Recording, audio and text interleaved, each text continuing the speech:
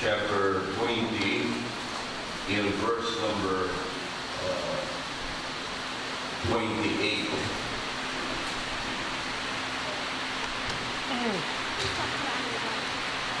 Okay, are you reading? Acts chapter 20, in verse number 28.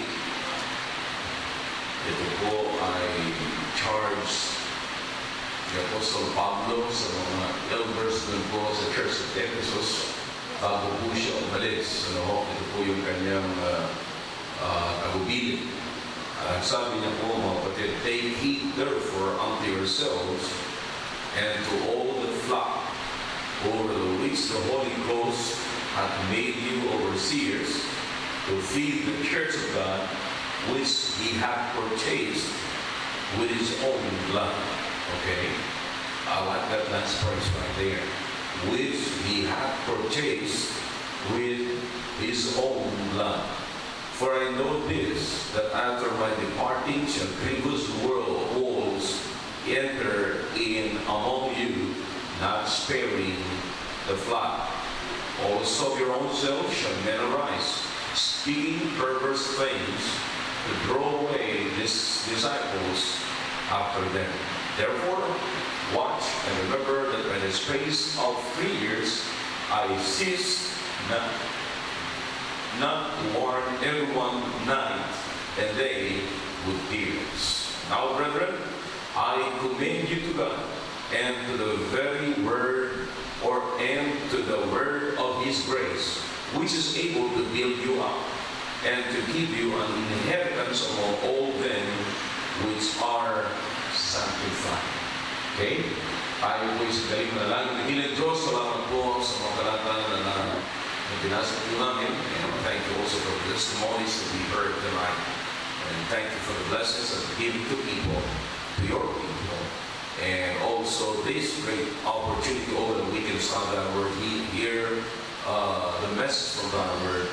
And that we are sure, oh God, can build us up and motivate us to do something for the next day. Forgive us, Father, for our sins and cleanse us from all unrighteousness. In Jesus' name, amen. All right, thank you. You may be seated. Ating pong ipagpapatuloy, ito po ay series of messages every Wednesday about the Baptist distinctives. Okay? At dinala ko po sa inyo nung nakaraan yung patungkol po sa kung paano i-embrace ng Baptist yung Word of God. And everything, ang Baptist po ay nagsimula sa salita ng Diyos. You see? Now, don't miss this, okay? I hope you're ready for this, okay? It must be a Bible conviction first before Baptist conviction. I am a Baptist by conviction. I believe that, no? Ako po ay Baptist by conviction. It's meaning, I firmly believe that I'm a Baptist, and I know that I'm a Baptist by conviction. But before you become a Baptist by conviction, you ought to be a Bible. There must be a Bible conviction in your life bago ka ma-convict na isang Baptist. Okay? Sigurado po yun. So, before Baptist conviction, dapat po muna ay Bible conviction. Okay? Napakahalaga po ito, mga kapatid. Ako po ay bilang pastor. Sabi ko, nung ako'y magpapastor, that's why I like what the Apostle Paul said in this passage right here. Na sabi niya, pinatunayan niya rin, sabi niya, therefore watch and remember, in verse number 31, that by the space of 3 years, I ceased, sabi niya, hindi ako tumigil, to warn everyone, night and day with tears. You see, naunawaan niyo po mga kapatid kung gaano ko seryoso ang pangaral ng salita ng Diyos. Sa ganun natin po bilang isang pastor, sabi ko, pastor, maghahanap ako ng ituturo ko sa mga tao na straight. I mean, tamang kakurman, mga kapatid. Remember that doctrine is very important. Because yung pong doctrine, mga kapatid, yan po ang bumubuo ng ating tinatawag na pananampalataya. At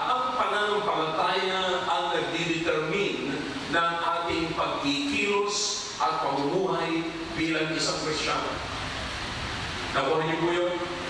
Ang ating sex, the doctrine is the sex of truth. At ang sex of truth na ito, mga kapatid, ito po ang nagdidetermina, ang nagsasabi, nagpapatutuo ng ating pananampalataya. Ito ang bumubuo ng ating pananampalataya. At ang ating pananampalataya, yan naman po ang nagtuturo sa atin kung ano ang ikilos natin, pamumuhay natin sa araw-araw. Nakuha niyo po yun? Alright, so that's why faith is very important, and if faith is very important, doctrine is very important. Now, if doctrine, sense of truth, brethren, is very important, then which sense of truth that we need to hold on?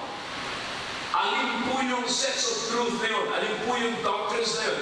Ang kinakailangan po natin panghawakan. You see here in the book, in the Bible that we just read a while ago, ang sabi ni Paul dito, nagpapaalala po siya, kanyang charge yung church at Ephesus, na sabi niya, take heed, therefore, unto yourselves, and to all the flock over which the Holy Ghost hath made you overseers, to feed the church of God,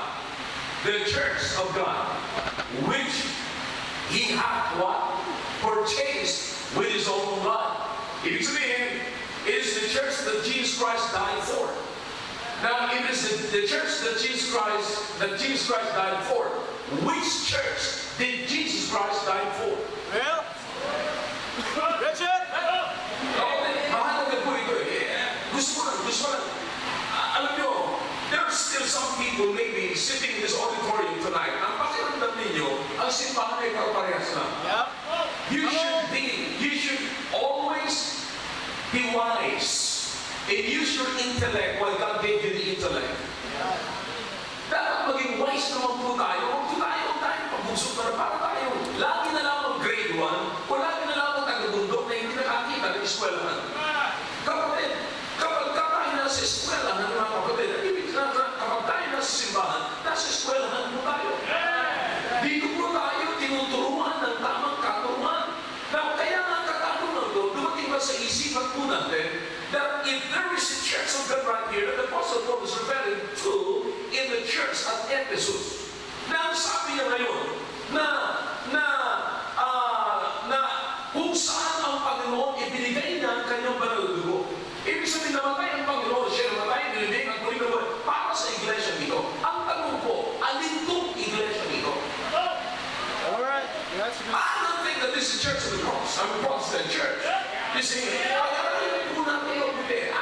na kung hindi Catholic Church, lalo na hindi iglesia nito lang po ito. Hello! You see, now, hindi ko sabihin mga kapatid, ganito po yan. Kaya, careful, why we're studying this, no? Now, you should understand that I'm a pastor. Na kailangan may ituturo ako sa inyo ng isang katuruan na at least synonymous or parallel doon sa first century church. Kailangan po natin ilagay sa isipan natin na bilang isang Kristiyano tayo, which practice we ought to practice. Which Christian life or Christian practice na kinakailangan po natin ipabuhat. It should be the Bible Christianity. Now, which Bible Christianity that is synonymous or parallel or close, if not perfect or absolutely perfect, no? Na talagang tuma na close sa early Christian practice. I challenge everyone. Kahit na sa harapan pa ng mga pastors, kaya mo sabihin ito, in fact, sinasabi mo po ito sa kanila. Bakit kayo natakot magsalita na kayo ay Baptist? Ang Baptist is the only church that Jesus Christ. Okay, give me church. Give me church. Kanina mo, tinuro ko nila dyan kay Maki. Si Clarence Sexton, isa sa mga preachers na nag-preach na po dito. Umattend siya at isa siya sa mga speakers sa isang Baptist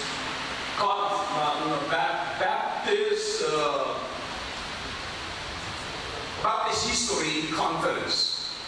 kung paano. Alam niyo kung saan sila nag-attend, nag-ginawa yung conference? Sa Rhode Island, sa First Baptist, the First American Baptist. First Baptist of America. Kauna-unahang Baptist America po. Alam niyo, pinag-uusapan kung paano nagsimula ang Baptist. Nagsimula ni Roger Williams. Nakarating ko doon.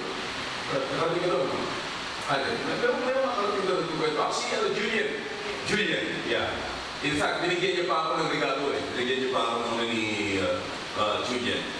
And nakikita ko po mga kapatid. Alam niyo, these preachers, kung Baptist preachers sa Amerika, pinipili po nila talagang ibalik yung 21st Christianity sa first Christianity.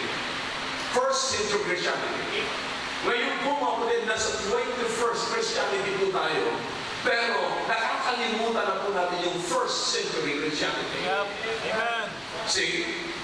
Now, kaya nga po, sabi ko nga po sa inyo nung araw, madaling i-identify yung Baptist. Pero ngayon hindi po.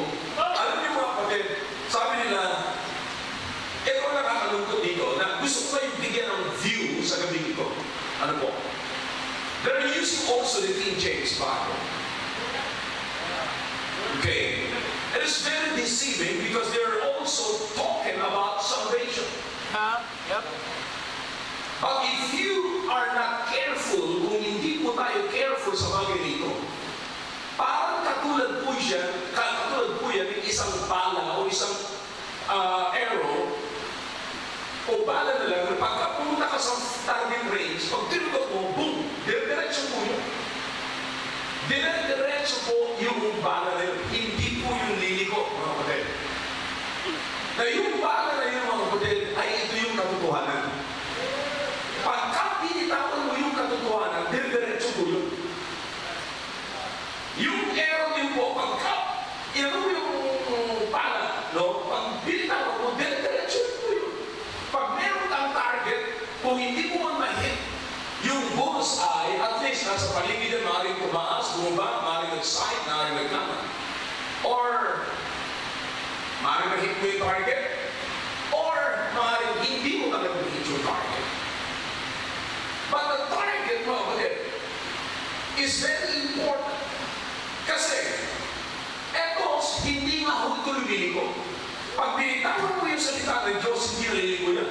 Dire-diretso yan. Pero ang tanong ko ngayon, saan mo gagamitin yung salita ng Diyos? You see, there's no problem with this eh. Pero ang problema ngayon, saan mo papapatakin ito? Yan ang sabi sa mga we're talking about. Alright, for example, may bala ka, binitawan mo yung bala, binitawan mo, pero hindi mo lang iisip kung saan mo papatamahin. Ay walang kwenta yung katotohanan.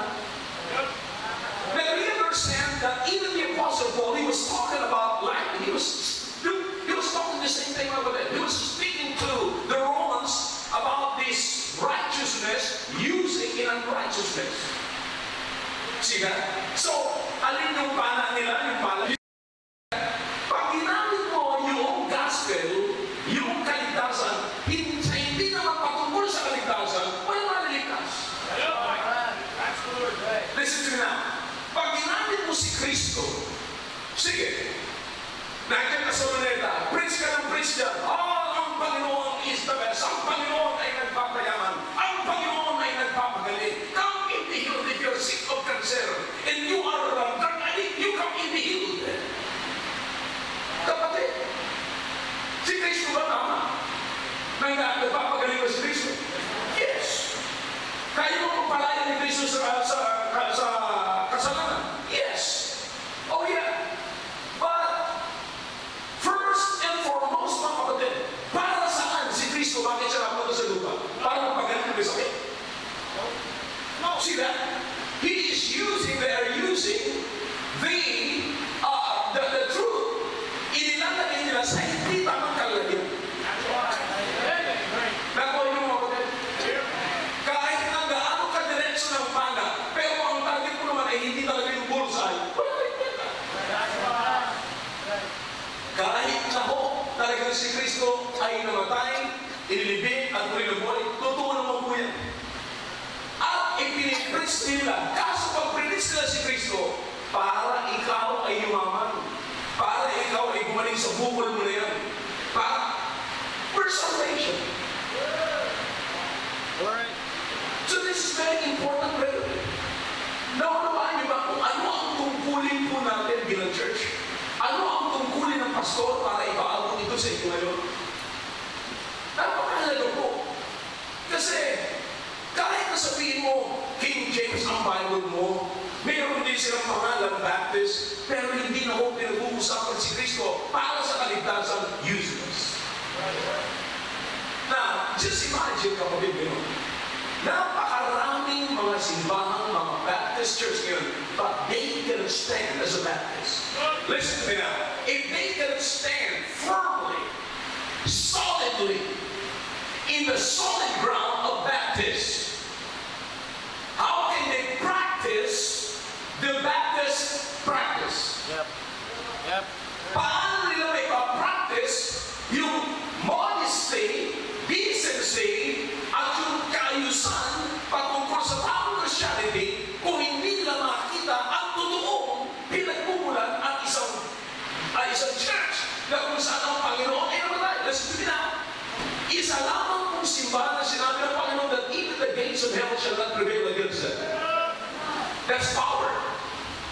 That's power. Now, if that is power, mga kapatid, we should understand na pangalaga na yan ay dapat makuha natin yung simbahan yan. Kaya sabi ko, kung ako'y magpapastor, magtuturo ng mga tao, hahanapin ko yung katuruan na parang meron synonymous, kaparehas talaga ng first century Christianity. At siya ang pinapaabot, no wonder, kapatid, kung bakit maraming mga Kristiyano ang nahihirapan. No wonder. Hindi yung katakatagal kung bakit tayo ay nahihirapan, tayo ay parang nag-iisip na parang ang layo natin sa iba. Ang layo natin sa iba. Alam niyo kung bakit ang layo sa iba? Kasi hindi na nila nakita yung first century, hindi na nila makapak yung first century. Hindi na sila nakababad sa 21st century Christianity. Sila, kaya nga ako mga kapatid kaya nga yung kausap ko kala ko wala na sa linya. Yung pala, ginanahan ng makinig Kinakausap ko kanina, nawawala na siya. Alam nyo, napakahalaga po nito mga kapatid. Kasi, sabi ko nga, kung alam po natin ang mga bagay nito, meron tayong lakas ng loob na gawin po ito. Sabi ko, if Jesus Christ died for the church, which church that He died for? Alright. Pumapasok kayo sa isipin nyo. Now, if you're a Baptist right now, can you prove it? Or isa lang masasabi mo, kasi nabautis mo ako ng baptism. See that? Yan lang masasabi natin mga kapatid. Now listen, kinakailangan bilang totoo or bilang isang Christian, bilang isang Baptist, mailagay po natin talaga sa isipan natin na tayo nasa tamang iglesia. At nasa tamang pananampalataya. Kung nasa tama tayong pananampalataya, madali po tayo humingi sa Panginoon sa tama tayong lugar Ganun lang naman po yan Una, pag humihingi ka, tama ang hinihingan mo. Tama ang hinihingi mo. Nasa tamang pwesto ka. Ganun po yan Nasa tamang kaugalian ka. Tama kaya yun. Pag humingi ka sa Panginoon, nandyan ka kaya, nandyan talaga yun. O talaga, yan ba talaga yung talagang tamang lugar, tamang panahon na ulog ang Panginoon na pagpapala. And listen now, it is very important to understand that we need God. And that we need to beg God to do something that we cannot do. That's why we need God. There are so many things in my life that I cannot do. Kahit na-involve ko pa ang ibang tao, mga kapatid, they cannot help me. See that? Sabi ko nga, nung namatay si Lerma napakarami mo nagsisimpatay sa akin, marami nagko-comfort sa akin sa really praise God, maging mga pastor, dapat sa labatan ko. But you know what? Ako lamang mo ang pwedeng pakunawa sa kalagayan mo. And you know what? There's only one person that can understand. my true condition. And that is God. And because there's God, mga kapatid, I need Him. Because I have a lot of things in my life that I cannot do. And I must beg God to do something that I cannot do. Di po ba napakalagay? Kaya nga po, napakalaki, ang sinasabi ng Apostol Pablo rito, nagsabi niya, mag-ingat kayo sa inyong mga sarili at sa buong iglesia na kung saan pinangangalagaan ng Banal na Espiritu. At pinapakain sapagkat ito yung iglesia na kung saan naibigay ng Panginoon Kristo ang kanyang buhay. Napakalaga po ito, mga kapatid. You see, now, kinakailangan maunawaan po natin na mayroong iglesia na talagang, alam nyo, ang protection ng Panginoon is for His kingdom. Speaking of His kingdom, pinoprotektahan po ng Panginoon. And then, iba rin yung protection ng Panginoon sa kanyang iglesia na ayon sinasabi ni Paul. Siya? Na, ngayon, mga kapatid, pagka ito po ay sinunod natin at namuhay tayo ayon sa pananampalataya ng isang Baptist, alam niyo po ba na napakalaki ang contribution natin sa ating pong lipunan? Bibigyan ko po ng isang iba. Okay? We will just go back to the Bible.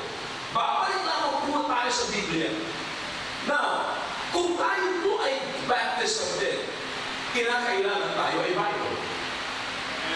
Sabi ko nga po sa inyo kanina, it must be Bible conviction muna before Baptist conviction. Okay? So therefore, Baptist is Bible, Baptist is Bible, Bible is Baptist. Okay? Ngayon, so kung ito mga kapatid, pananalagaan po natin, i-take talaga natin ang salita ng Diyos na talagang seriously, i-take natin na kung sasabihin natin, ito na yung buhay ko. Eto na. Eto ang batayan ng buhay ko ngayon sa buong maghapon na ito, eto yun. Ano man ang sabihin ng iba, hindi mo na magustuhan, pasat ito. Sabihin man nila na hindi ako ayon sa fashion ng sanglibutan, hindi ako sumasang-ayon sa sistema nila, sa lahat ng ginagawa. Mag-isa lang ako, I'll do it because this is my faith, this is my life, this is my book, and this is it. Mga nang iba. Alright? Ngayon, alam niyo po ba kung gaano yan kahalaga mga kapatid? Imagine niyo kung paano kayo umubuhay sa buong maghapon na bilang Pilipino. I promise you, wala ko kayong masasagasaang batas sa ibabaw ng ating bansa. Wala ko kayong masasagasaan, wala ko kayong masisira. Wala ko kayong mapiperwisyon tao. Wala ko. Sila ang makaperwisyon sa atin pag pinumay. Pero could you imagine niyo po ba kung anong klase, gaano ka law-abiding citizen? To be honest with you mga kapatid, gawa ng batas ang ating mga kongresista, kung ano-ano lamang, dapat na mga batas. In fact, napakarami pang batas ang hindi mo ipapasa. Ubusin nila ang batas, hindi pa rin umuubos sa mga siraulo. Bakit po? Hindi mo ang batas. Tanungin mo ng mga law enforcers. Kapatid, hindi mo ang batas ang tutuwid sa buhay ng tao. Sapat ang buhay ang batas ay pangmatalaman po yan. Pero ang kailangan po natin yung magbabago sa loob. At kung ang magbabago sa loob, magsisimula sa loob, wala hong mga sandata sa ibabaw ng lupang ito o anumang bagay sa ibabaw ng lupang ito na pwede magbago sa buhay ng tao kung ang pagbabago ay nagsisimula sa loob. Wala nang ibang pwede magbabago maliban sa salita ng Diyos. Wala nang iba. Sasabihin ko po sa ito, napakarami na hong mga law enforcers na nagsubok na ganyan. Sabi nila, tumampak na lamang ang mga masamang tao sa kulungan. At nung nakulong ang munting lupa, ay nako, alam ko po yan. Araw-araw po yan, nasa media. sa Muntinlupa. Bakit? Yung mga nakakulong na ang lumalabas para gumawa ng masama. Lain niyo po yan. Saan yan? Saan yung mga smuggle? Sa kulungan. Nanggagaling. Saan nanggagaling yung drugs? Sa kulungan. Saan nanggagaling yung mga killer for hire? Sa kulungan. Lain niyo po yan. Sandali sabi, hindi po yung rehabilitation center sa ang gamot, kapatid. Tampakan mo yan ang law. Yung mismong law enforcers, nagbabiolate ng law.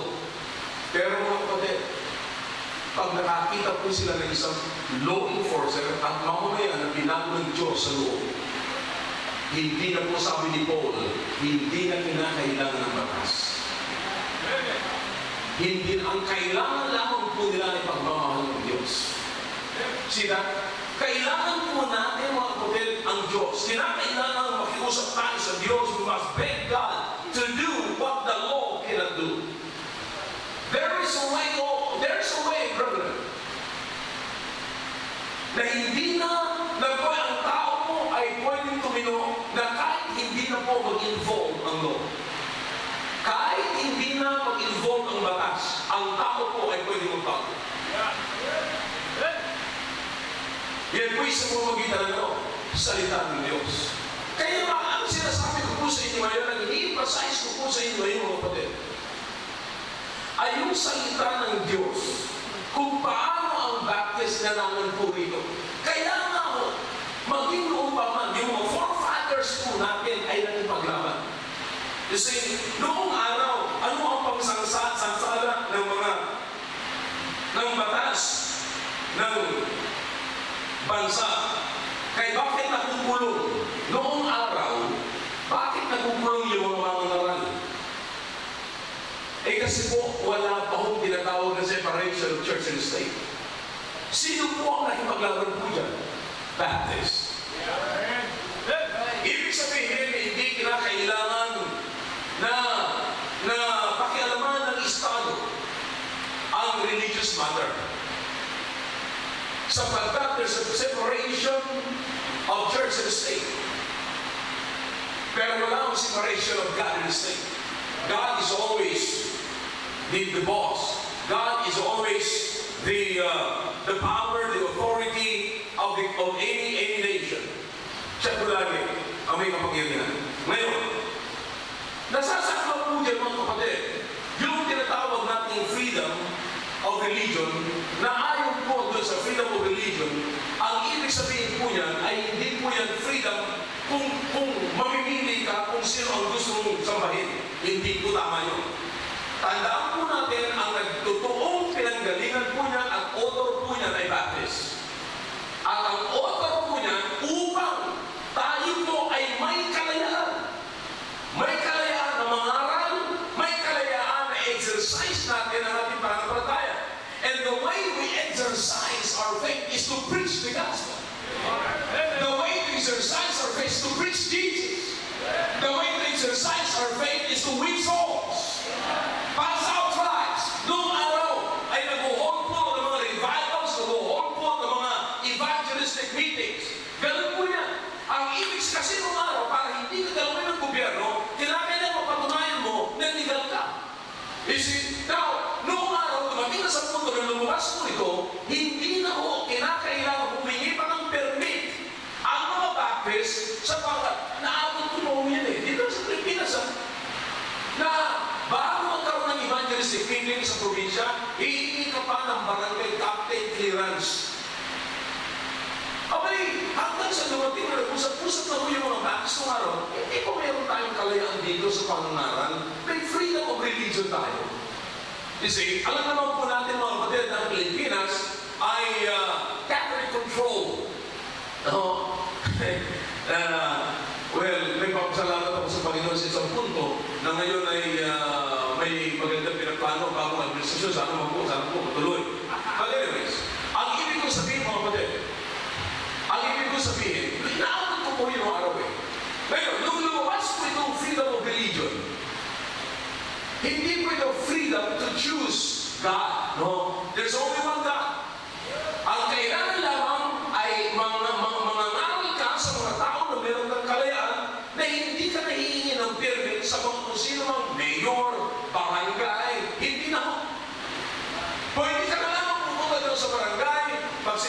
ka ng tent at mangangaral ka ng salita ng Diyos. Or, mangangato ka, mamibigay ka ng drugs, magsishare ka ng gospel. Kalayaan po natin yan sa pag-practice. At ang tao naman po ay merong kalayaan tumanggap at hindi tumanggap. Hindi po natin nilalagay yung drugs sa lalamunan nila at sasabihin natin maniwala ka. No, hindi po natin ginagawa yan. See? So ang tao po pagka sinaliwanagan, tinatanggap po nila ang ating sinasabi at sila po ay naliligtas. Now, ibig sabihin, ito po ay pinangaral ng ating pong mga ninuno. Pero bago po nangyari ito mga kapatid, makinig kayo mabuti.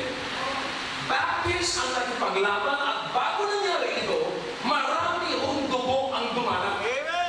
Marami hong pinausahan mga Baptist, maraming nakulong, maraming namatay, maraming pinagbabaskos, maraming tinagkat sa kalsada upang magkaroon lamang po tayo ng kalayaang pangaral. Right. Ngayon ang katanungan ko, ngayon may kalayaan tayo pangaral at pinaglaban ito ng forefathers natin hanggang sa sila'y namatay, ano ang ginagawa natin sa kalayaan ito? That's good. Amen. This is not a joke! Now, mag-reason ako tayo. Wala akong time eh. Kapatid, may utang ka sa forefathers natin. May utang ka, may pananagutang ka. Binibiro-biro ninyo sa uminig na hindi ka lang dadalang chats magkakayo lalo. May pagkakataon kayo mangusap sa tao, hindi ninyo ginagalaw. Listen, that moment, your forefathers fought for it and they died, some of them died for it. Kala niyo madali lang maging Baptist, ha? Alam niyo yung mga Baptist noong araw, bibitsugin. Tingnan niyo mabuti kung anong pinaglaban ng ating mga forefathers. Kinalagkad sila sa kalsada. Para lamang dito po, personally, dito po sa puntong ito, na tayo ay may kalayaang mangaral.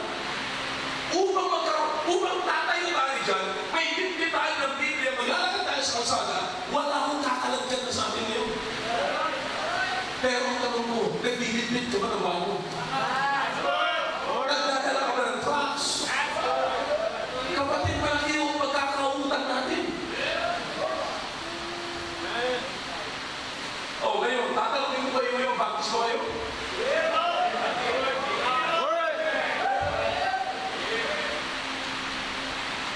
Ngayon, magrarasol pa kayo na. Para parehas lang mo tayo. Pwede mo sa kayo. Lahat mo tayo sa Panginoon. Alam nyo, mahiya ka naman sana. This I'm a search. This is service, brother. I'm serious with it. Mahiya naman sana po tayo. Akala kayo yung pinaglaban kong ganito. So, parang lang tayo gagawin. Yeah, that's right. That's good. Amen. Halimbawa, ipaglaban, nakakulong ka. Ipaglaban kita sa kulungan. Noong na ipaglaban ka sa kulungan, saan na ako? Sige, you're free. Ayaw lumabas. Hindi ba malaking ka? Ulo lang yun, kapatid. Malaking katamahan yun. Naunawaan niyo po ba kung ilang buhay ang nabuhis, namatay, mga dugo na nandana, mga preachers na napahiya, yung iba sinuno, bago na-aprobahan ang batas na ito. Ngayon, aprobado na ito, wala tayong ibang rason, kundi mag-alaga ng bata. Maglaba, magluto. We're trying to justify everything. Huwag lang tayo mapahiya. Pero ito sasabihin ko po sa inyo ngayon, alam nyo na ang katotohanan ito. If you're not going to do anything about this, I'm telling you, for conscience sake, makukonsensya kayo kung wala kayong ginagawa. At kung mali mo na lang, kung hindi kayo Baptist. Yeah, that's right. That's right. Right. Ginangalang kong lupa eh. Lupain. I hope you're familiar with this. Lupain. Pinaglaban noong araw ng mga ninuno natin, yung lupa, lodi ba? Yung tatay, yung lolo mo, nagtiis sa pasin-asin para lang makapag-ipon na ita-itaryang lupa kayo. Upang meron ka lamang mamanahin. Pagkatapos ng pagdating sa panahon mo, ibinenta mo kasi mas mahalaga sa iyo ang pera kaysa lupa na pinagsakripisyuhan ng iyong lolo na nagtiis na hindi mo binilang isda. Sila lang ang makakaroon ng lupa. Yeah. What a shame. Hindi po ba? Kung titignan po natin, hindi po ito. Ako ay mismo babasa ko po sa inyo. Noong ang Baptist preacher ay hinarap sa hukuman po. Para lang kung paano po. Meron po ako record nun eh. Kung paano siya hinarap sa hukuman. Ako hinarap sa hukuman, justify niya na kinakailangan talaga magkaroon ng separation of church and state upang magkaroon ng freedom of religion. Pero ngayon meron tayong free kalayaan i-practice ang ating paniniwala. Saan naman natin kinukuha at i-practice yung hindi natin paniniwala? Alright. Ngayon, alam niyo kung ano nangyayari ngayon sa mga grupo, di ba, Baptist, ngayon, para na naman po tayo, para naman tayo nasa fraternity na lamang. Kaya nga yung iba, sabi ng iba, ay, dito na lang muna ako magsisimba sa Protestant kasi malaman mong simbahan. Yung iba naman, pagdating sa honesty, ngayon siguro, total papasok mo lang sa trabaho, siguro pwede na ito. Parang hindi ko sabihin mga kapatid ganito. Naiisip kanya natin kung paano tayo nagkaroon ng ganito kasi parang kapatid. You learn your Bibles, please go to Jude. Alam niyo na po kung saan si Jude. Verse number 3.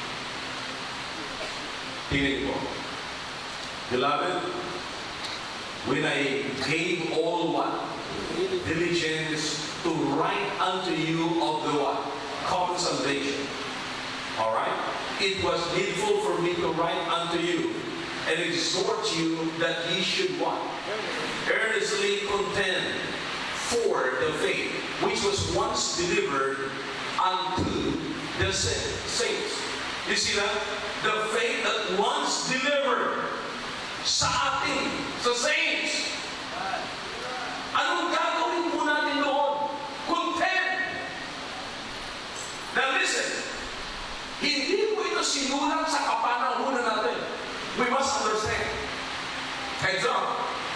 Hindi po ito sinulat sa kapanahunan po natin. Naunawaan po natin yan, di ba? And then ikaw mga kapatid, I can imagine mga kapatid, na noong araw, noong panahon na isinulat po ito mga kapatid, at ina-address niya talaga doon sa existing na mga Kristiyano noong araw. I can imagine kung anong nararamdaman. Meron na kayong tinanggap na pananampalataya. Ngayon ang kailangan nyo, pumirtis ka nyo dyan, contend! Contend!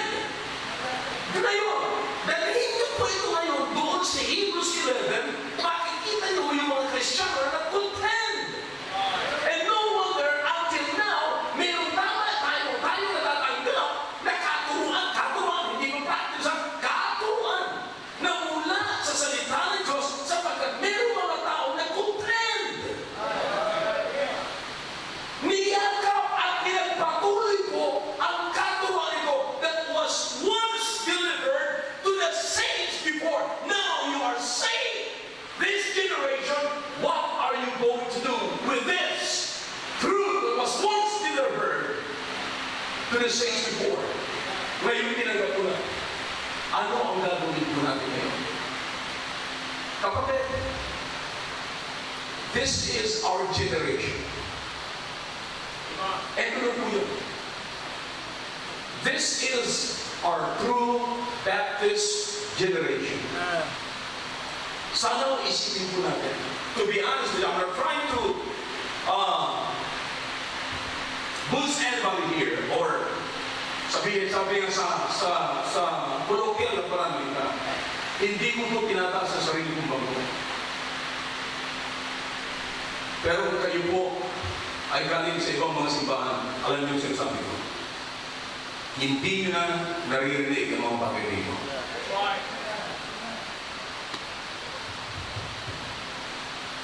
Sapagkat ngayon ang timplada na lamang po at ang lasa ng Christianity ay iisang lang. No matter kung Baptist, Protestant, Methodist, Pentecostal, Charismatic, or whatever. Wala. Kaya nga yung iba kung saan-saan na lang mga atin, wala silang pakialam. Kasi, kung di lamang ang katotohanan ng tatanggapin ninyo. Wala kayong kinikilala at ini-embrace na simbahan na dapat kayo magtama. Ang tanong mo ngayon, kapatid, anong paniwalaan natin sa church? And if Jesus Christ died for the church, what's church? Basta lang ang pangalan ng church, basta lang yung pangalan ng church. Now listen to me now. We need to condemn for this generation, condemn the faith.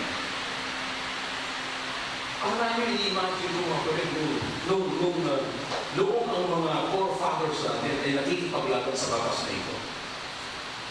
Noong una, walang pagbatas, pero nangangaral sila. Hanggang si Pablo, si Apostol Pablo ay ibulog ay ibaba. Doon sa likuran ng templo, sa likuran ng building, at binababasa sa basket. Para lang makatakas sa mga Hudyo, gusto pumatay sa kanya. Hanggang sa ang nagwakas po siya, na po sa ang buhay niya sa kulungan. Pero ngayon, wala, hindi tayo makukulungin dahil sa pangalan ng salita ng Diyos. Malaya. Ngayon, malaya na ang pangalan ng salita ng Diyos. Maraming tayo rason para hindi mangarap.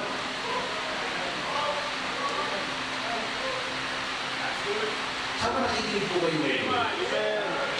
Kapatid, huwag niyo po ilagay sa isang sarili ito. Huwag po kayo magalit. Huwag po kayo parang masaktan sapagkat hindi kayo nangangaral ba. Sa halip mahamon po kayo, nangangaral po kayo, sa pagkakalian. May rason po tayo para mangaral. May rason po tayo para mabigay ng trust. May rason po tayo para mag-imbitahan. Sabi ko mga po sa inyo, pagkana na namin yung mga tinatawag na ecumenical prayers. Nanalangin yung Muslim, nanalangin yung Pentecostal, nanalangin yung Iglesia, nanalangin yung Charismatic, nanalangin yung Pentecostal, nanalangin yung Evangelical. Pero sino sa kanila pinag-inggal talaga ng Diyos? Tinatanong ba natin yan? Sabi niya, lahat naman siguro yung pastor kasi lahat sa Panginoon tumatawag Mga kapatid, meron ba kayo na-encounter sa Bible na sinasabi, hindi natin tumatawag sa akin Panginoon?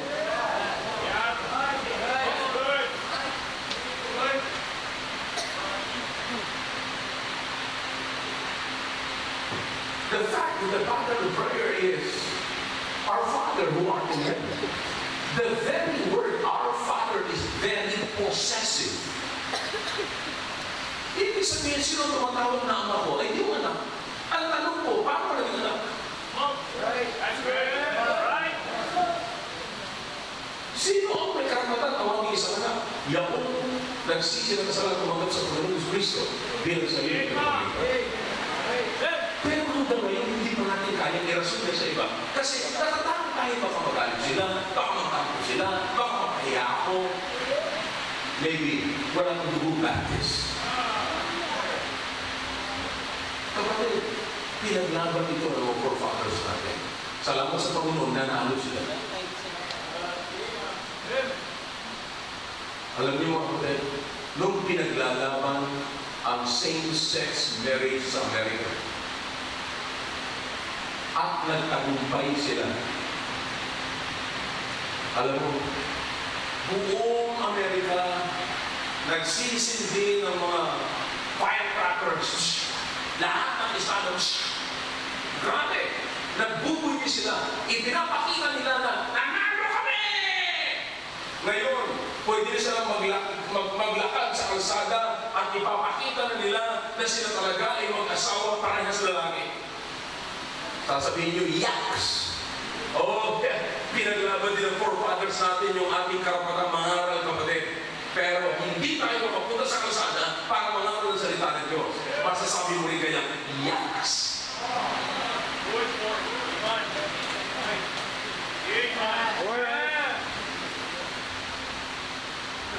God trying to put knife on your throat to force you to preach or to share the gospel. I'm trying to preach to your heart. I'm trying to reach your intellect. Kapag gano'n lang naman yun eh. Normal lang. Pag napasok natin dito yan, that's the heart, the mind. Pag nailagay natin sa mind natin dito, is it lawful? Nakakahiya mo mga pagkakanan niyo. Kaya sabi mo nga, pag may nagagalit, pagka binibigyan mo ng drugs eh, ba't ka nagagalit? Meron ba akong hinihingi sa'yo? Oh, pero binibigyan mo ka na, o bakit mo tinatanggap? Pwede mo naman sabihin na, sorry, hindi ako. Pwede mo eh. Pero pinaka-point natin dito mo, nasaan yung pinaglaban? Do we still have the spirit?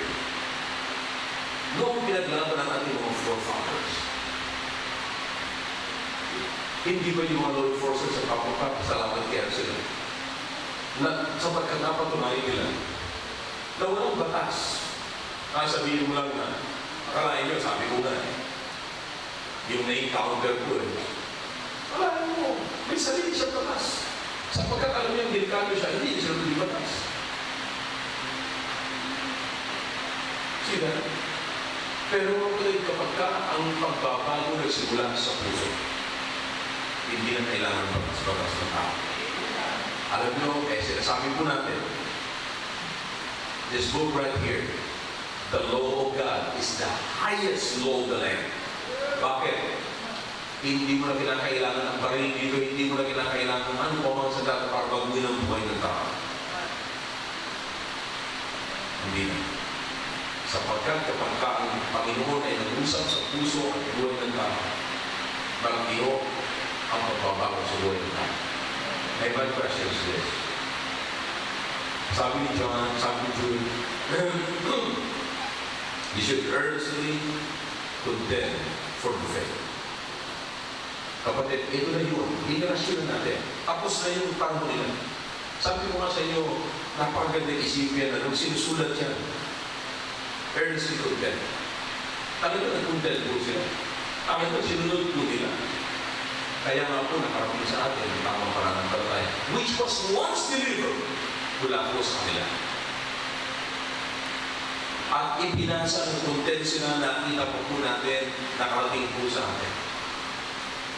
Ngayon, ang dapat lamang mo ikawahin natin mga kapatid, paano po natin ito ipapasa rin sa iba? This is our generation now.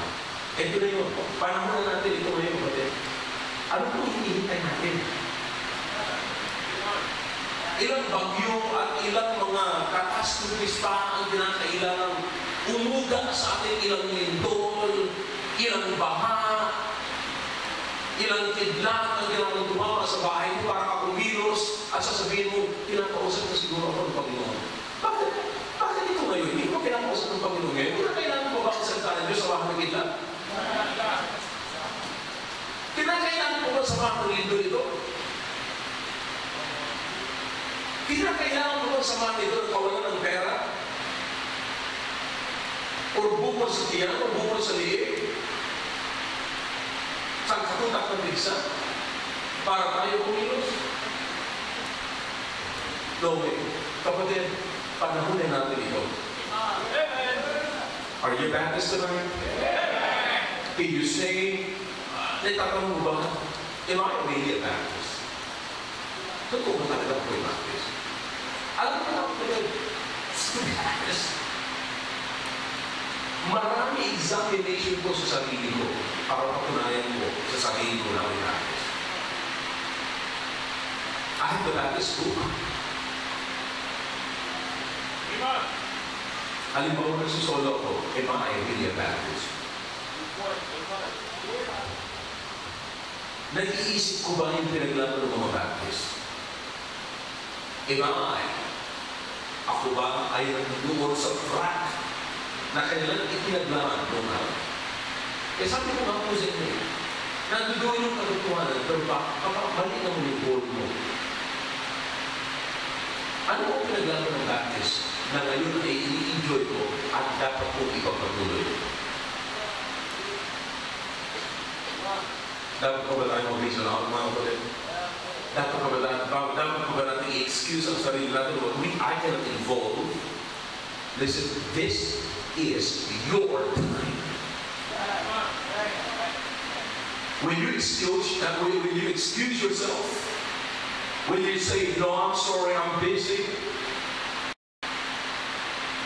this is your time. This is your time.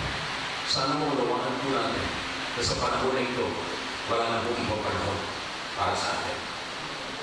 Ito na po yung panahon natin. If you're a Baptist tonight, mag-isip ka kung ano pwede mo gawin sa Panginoon.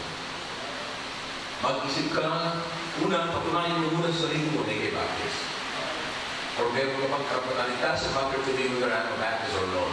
Mas, meron mo na sa magiging ng Kristiyano. Wala akong pakialam kahit ng church, basta mahalaga na hiligod ako sa Kanya. No. Hindi ka hinulog ng Panginoon sa lupang ito at sasabihin, nanilig ko lang sa Panginoon. Kapatid, nung nilikha si Adan at si Eva, nilagay sila sa tamang lugar. Nung nagkaroon ng Israel, mga kapatid, ginamit si Abraham para dalhin sila sa tamang lugar. Nung napalayo sila ulit, ginamit si Moses para ibalik sila sa tamang lugar. Nung nawalan si Moses, gumamit sila ng Joshua para dalhin sila sa tamang lugar. In the New Testament, God established the church for His own people. It doesn't matter whether you are a Jew or you're a Gentile. Pag nandiyan ka sa, as many as receive Him, to them God gave the power to become the sons of God. And they did not receive His word. Were baptized and said they were under the 3,000 souls. And then went up and they could teach steadfastly. 47, and the Lord added to the church. And the Lord added to the church. Daily, such should be saved. Bakit mayroong ganun programa ng Diyos? Buong church ay baliwala. And the Lord added to the church. Who is adding to the church? The Lord. Bakit? It is the Lord who established the church. Ibig sabihin, God, Jesus Christ established the church upang ang sino mong naliligtas ay ilalagay niya sa church. That is God's program. Ngayon sasabihin natin, hindi ako member ng church. Kahit saan ako, okay lang. Are you trying to oppose and trying to be smarter than God? Ganun ba? Ibig sabihin, mas matalino ka pa sa Diyos? Ito naman ang Diyos, nag-establish ng church. Ang sabi ng Panginoon, and the Lord added to the church daily, such as you say. Yung mga naliligtas ay dinadagdag sa church. Sa paano ba parang? Through water baptism. Through water baptism. Dapat, bakit? Bago pinagdag sa church ng Panginoon na kanyang in-establish, ipahayag mo muna siya. I-confess mo muna before men that you died and was buried and rose again with the Lord Jesus Christ. You must identify yourself first before me. You must identify yourself with Jesus before the people bago ay dagdag ng Panginoon. Kaya na ang tawag po doon ay believers baptism. Because baptism is only for those who believe. Kaya believers baptism. Mga kapatid, huwag mo natin pangalampasin ang pagkakataon nito. Isipin na lang po natin, nasaan yung pinaglaban ng ating mga forefathers? Am I contending for the faith? Am I contending for what they have fought for? Gusto ko lang kung patunayan sa inyo na nakaupo kayo dito mga kapatid. Sa upuan na ito, hindi kayo papalimas ng oras. Mahalaga kayo sa gabi nito. Hindi kayo naglalaro dito. VIP kayo ngayon gabi nito. Kapatid, I'm not trying to put somebody to shame. Gusto pa rin makapatunayan sa ito. Every time you come to this church, you are somebody before God.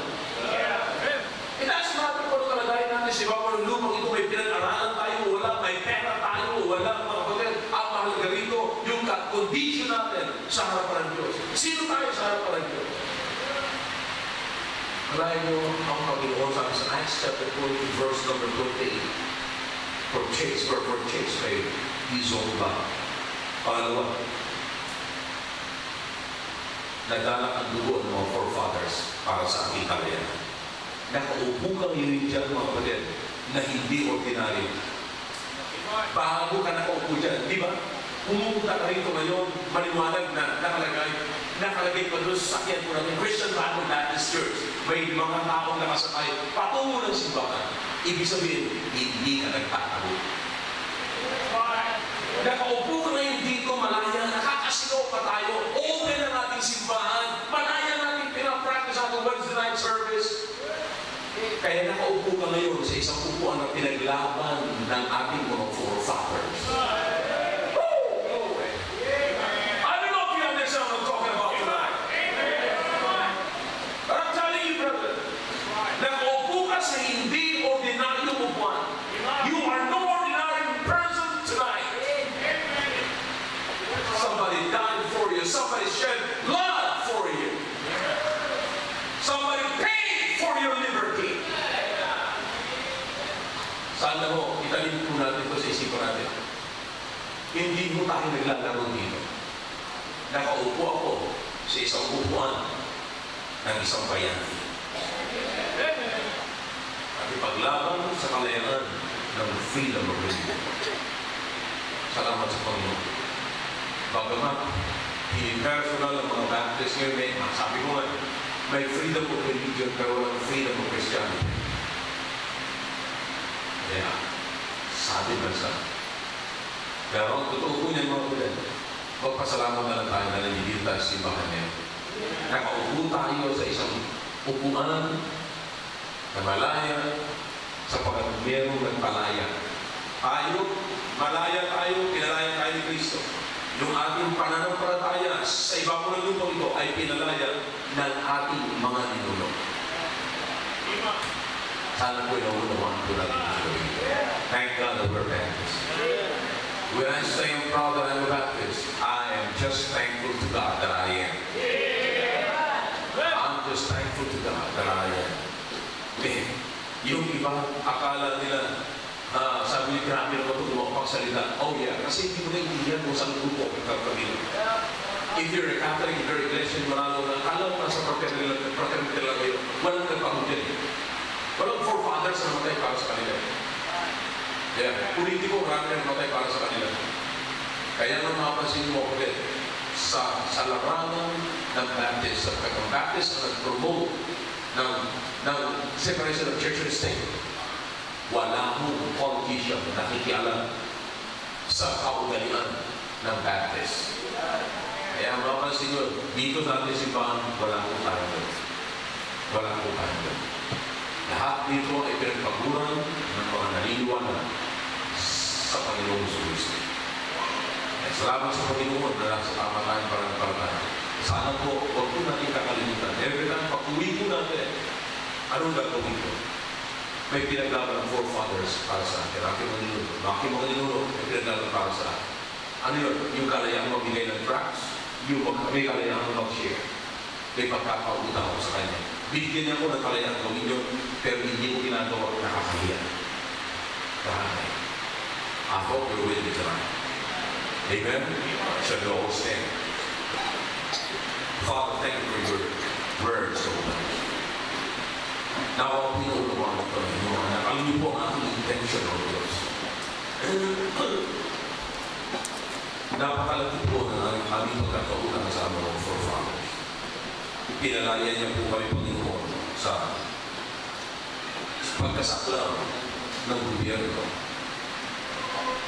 Salamat ngayon na malaya po kami mga pangarap ng Isita. Salamat Panginoon na malaya po na pamigay ng mga rosa. Salamat Panginoon sa kalaya po namin. Nawa po ang bawat isa ay magkaroon ng lakas ng loob na kami po ay makayag ng Isita. Please do something in the midst of us tonight. Speak to the heart of your people, please. Your heads above, your hearts closed. God is speaking to your heart. The blessings tonight. Step out of your seats. Come forward. Let's do something for God. Let's make this for you.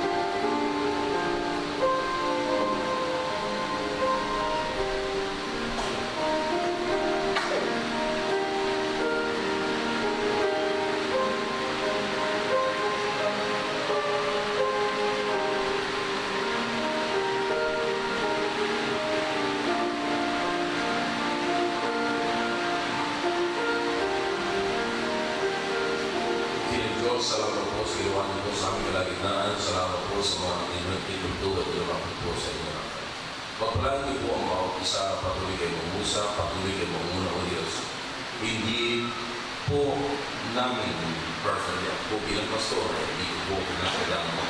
Puwersahin sila sa pamamagitan ng physical Panginoon. Kundi Panginoon, amin kayo po ang Diyos. Ayun po pong kukunin Panginoon ang inyong bahagi sa buhay ng bawat isa. Kundi Panginoon, ako pininiwala na meron po kayong kalayaan, malaya po kayong makakagawa sa buhay po namin. At kami naman po ay turuan nyo na mag-submit sa inyong salita. At sa mga naririnig po namin Panginoon, na mga encouragement mula po sa inyo. Salamat po ulit po, parahin niyo po ang bawat isa sa inyo. Na nagkaroon ng pagkakataon, lumipag po sa puso niyo. Ito po kami nalanig lang. Salamat sa pangalan po ni Jesus. Amen. Alright, thank you. Back to your seats, please.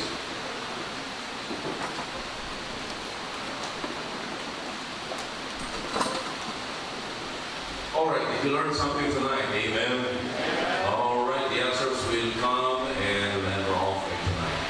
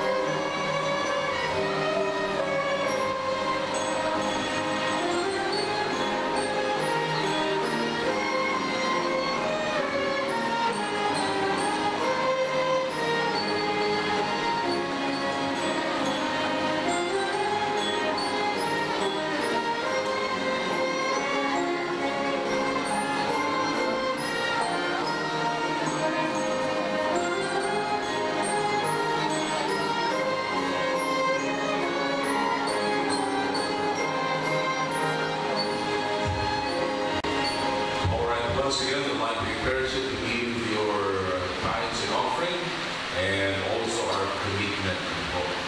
And patuloy niyo pong ipanalangin yung ating pong mga gawain na ito. By the way, noong Monday ay pinuntahan ni Brother Michael yung Brother Michael Pagyo yung Gerardo. At sabi nila, next week na po, magsisimula sila. Kasi napasabay po tayo rito sa ginagawang mga building dito sa Robinsons, kaya para tumagan. Nagagawa sila yung maraming pre-base na ginagawa ko dito. Kaya napasabay tayo sa mga ito. At anyways, next week, lalangin ito tama-tama. Kaya ginagawa na po yung gate po dyan.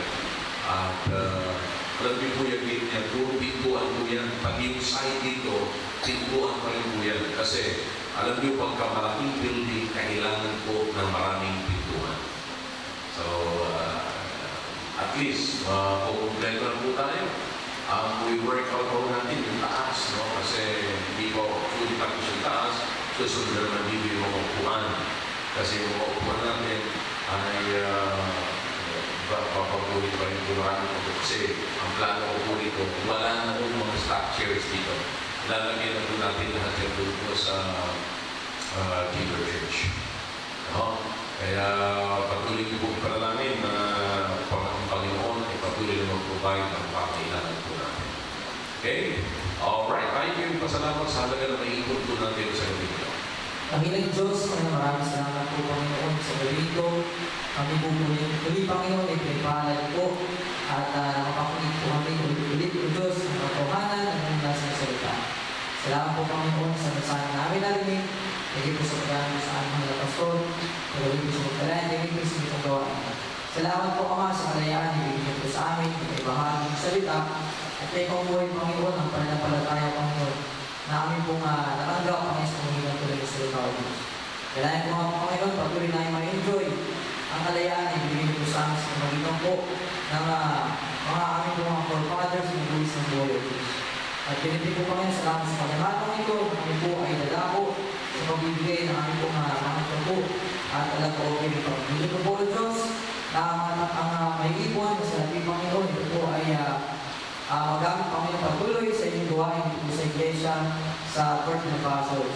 At mga Panginoon, hindi ko po sa inyo na patuloy po kausapin, bigyan ng trabaho Panginoon, pagkakitaan ng mga anak ninyo, Panginoon, na sa ganun na ito po sila po Panginoon ay mahamon Panginoon maging kapamagi ng Diyos ng gawain po dito sa Port Napaso. Salamat po Ama, at patawad po sa mga kasalanan na namin nagawa at napapuli pa salamat ay binabalik po namin po sa inyo ito po ang dalangin sa madami sa pangalan ni Jesus. Amen. Amen.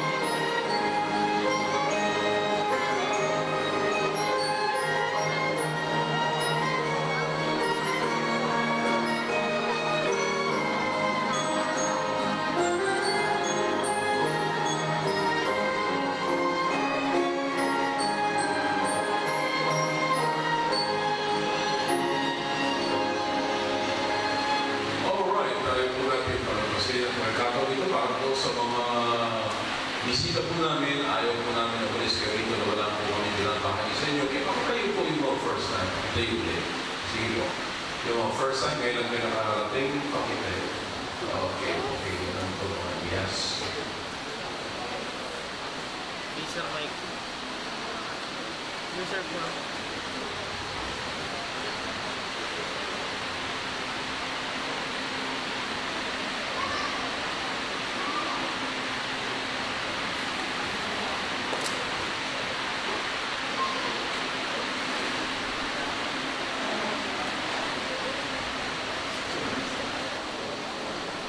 Amen. All right. Tumayo po tayong lahat. And I hope you get involved more. Brother Grace, meron po ba mga tracks yan, Brother Grace? May mga tracks ka dyan? Okay. Marami mga tracks po doon, mga kapatid.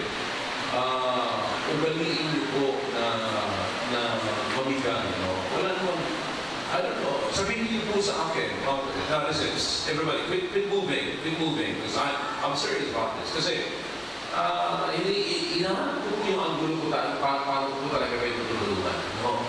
Sabihin niyo sa akin personally, kung ano ang kinaiiyan mo na magbigay kayo ng trust. Personally, sabihin niyo po sa akin. Kasi personally, nauubusan na wala na ng trust eh. Hindi tumatagal yung trust sa akin eh. Yeah. Kaya, ang sa akin po, hindi naman sa ako'y sapagkat ako'y pastor. Pero kasi gusto ko malaman para mapatunayan ko sa inyo po at matulungan ko kayo na huwag kayong maiiyak. Sabihin nyo lang sa akin ang rason, no? Kung bakit kayo naiiyak magbigay ng trust. Okay? Alright. Sige, gawin po natin yan. Marami pong trust doon si Brother Grace. After the closing prayer, ay pumunta po tayo doon, magdala tayo ng truck sa ating opisina, saan po tayo nagtatrabaho. No? Para makita po natin, maranasan talaga natin kung paano yung magbigay talaga ng trucks. Okay? So I hope naunawaan niyo po ang ating ginagawa po rito. Alam niyo, talaga dapat maliwanag lahat ng ginagawa po natin dito. Kasi para po tayo, hindi tayo kaalaman sa lahat ng ginagawa po natin. Hindi po tayo nagpapalipas ng oras. We need business, no? Sabi ko sa inyo, be baptized by conviction. Kaya sana naunawaan po natin natin. Okay? Alright.